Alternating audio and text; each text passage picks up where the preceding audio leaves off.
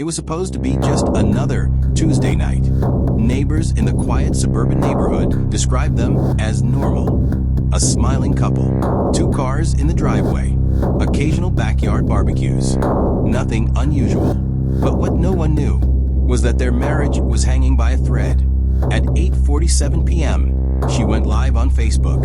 Her name was Amanda Reed, 34 years old, a mother, a wife, and that night, a woman who had reached her breaking point. Her hands were shaking as she held the phone. Her voice cracked, but her eyes were determined. "I can't stay silent anymore," she said to the camera. "Everyone deserves to know the truth." Within minutes, viewers started pouring in. Friends, family, coworkers, even strangers. And then she said it. She accused her husband, Daniel Reed, of living a secret double life. According to Amanda, Daniel wasn't just cheating. He had been pretending to travel for work while secretly maintaining another relationship in a neighboring city. He allegedly had a second apartment, a second phone, even a second identity online. She held up screenshots, text messages, photos, receipts. The comments exploded. "Is this real? Daniel, say something. I knew something was off." Daniel was not home at the time of the live stream, but someone sent him the video. At 9:12 p.m., Amanda's phone buzzed repeatedly. Daniel was calling. She declined. Then he texted, "End the live."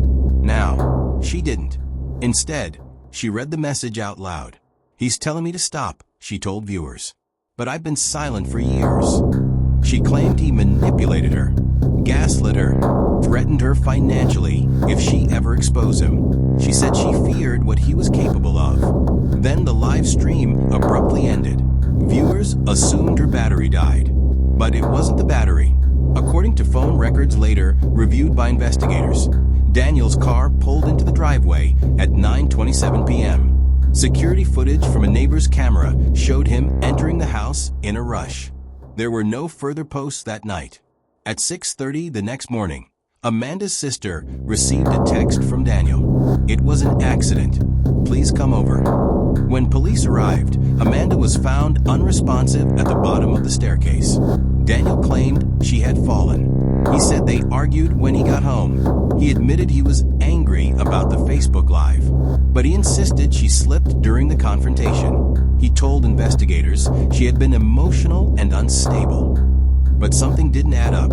There were bruises on Amanda's arms, defensive wounds, and the medical examiner noted injuries inconsistent with a simple fall. Meanwhile, the Facebook Live had already been screen recorded by multiple viewers. The internet had receipts. In the video, Amanda said something chilling near the end. "If anything happens to me, just know I try to tell the truth." That sentence changed everything. Detectives began piecing together Daniel's so-called double life. What they found was worse than Amanda had revealed. Daniel had indeed been renting a small apartment under a variation of his name. He had been financially supporting another woman who believed he was separated. He had drained portions of their joint savings, and he had recently taken out an increased life insurance policy on Amanda, just 3 weeks before the live stream. Friends told police that Amanda had recently confided in them. She said she felt trapped.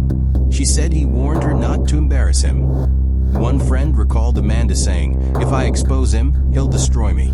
Investigators recovered deleted messages from Daniel's phone. One stood out.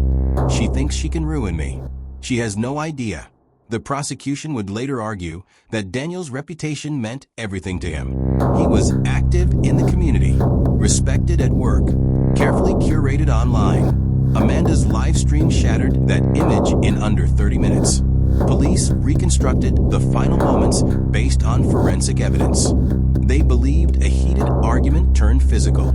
Amanda attempted to move toward the stairs, possibly to leave or call for help. Daniel grabbed her.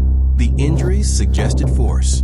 The fall, according to experts, appeared staged. Daniel was arrested 5 days later. At his arraignment, he showed little emotion. His defense maintained it was a tragic accident amplified by social media hysteria. But the digital trail told a different story. The live stream, the threats, The life insurance policy, the hidden apartment, the deleted messages. During trial, jurors watched the Facebook Live in full. They saw Amanda's fear. They heard Daniel's text read aloud. They felt the tension in her voice. And then came the final blow. Forensic analysts testified that Amanda's injuries included signs of manual force inconsistent with falling downstairs. The medical examiner ruled the death a homicide. After 6 hours of deliberation, the verdict came in. Guilty. Daniel Reed was sentenced to life in prison. Outside the courthouse, Amanda's family spoke to reporters. She just wanted the truth out, her sister said through tears. She thought exposure would protect her, but it didn't. The case sparked national conversations about digital exposure, domestic control, and hidden lives behind curated online personas. Experts warned that public confrontation, especially involving secrets, can escalate volatile relationships. Amanda's final live stream has since been removed from Facebook, but clips still circulate. A reminder, a warning, a tragic ending to a story that began with silence. In the end, Amanda wasn't killed by a post. She was killed by a man desperate to protect his secret. And sometimes, the most dangerous moment in an abusive relationship is when the truth finally comes out. Thank you for watching. Don't forget to like, comment, and subscribe for more content like this.